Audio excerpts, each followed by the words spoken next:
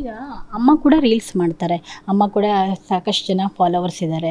ಅಮ್ಮ ಮಾಡ್ತಿದ್ದಾಗ ನೀವು ಅವರದ್ದು ಇಬ್ಬರು ಜೊತೆಯಾಗಿ ರೀಲ್ಸ್ ಮಾಡಿದಾಗ ಹಾಕಿದಾಗ ಕೂಡ ಅಮ್ಮ ನೋಡಿ ಹೀಗಿರೋದಕ್ಕೆ ಮಗಳು ಹೀಗೆ ಮಾಡ್ತಿರೋದು, ಹೇಳಲ್ಲ, ಬುದ್ಧಿ ಹೇಳಲ್ಲ, ಈ ಥರದ್ದೆಲ್ಲ ಕಾಮೆಂಟ್ ಕೂಡ ನೋಡಿದ್ದೀವಿ.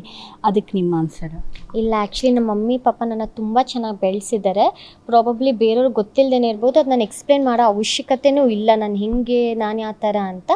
ನಾನು ಯಾರಿಗೆ ಆನ್ಸರಬಲ್? ನಮ್ಮ ಅಪ್ಪ ಅಮ್ಮನಿಗೆ, ನನ್ನ ಫ್ರೆಂಡ್ಸಿಗೆ. ನಾನು ಆವಾಗಲೇ ಹೇಳ್ದಂಗೆ ನನ್ನ ಫ್ರೆಂಡ್ಶಿಪ್, ನಾನು ಚಿಕ್ಕವಳಿದ್ದಾಗಿಂದನೂ ನನ್ನ ಫ್ರೆಂಡ್ಸ್ ಇರೋರು ನನ್ನ ಫ್ರೆಂಡ್ಸ್ ಇದ್ದಾರೆ. ನಾನು ಯಾವ ಒಂದು ಫ್ರೆಂಡ್ಶಿಪ್ಪು ಹಾಳು ಮಾಡ್ಕೊಂಡಿಲ್ಲ, ಏನೂ ಮಾಡ್ಕೊಂಡಿಲ್ಲ.